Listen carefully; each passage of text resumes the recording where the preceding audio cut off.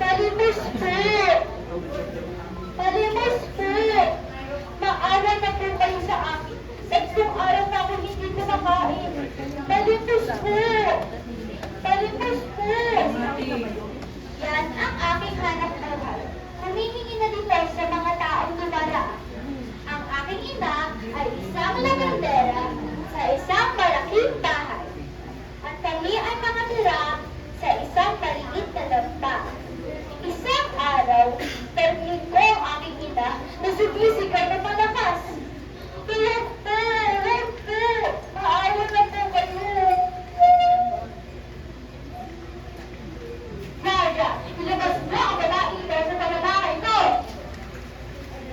Naawa na po kayo, senyora. Naawa na po kayo. Hindi po ang aking nanay. Ako na wala nawawala niyong pera. Ngunit pinakalala ni senyora ang kanya mga aso. Kaya dinala ko ang aking ina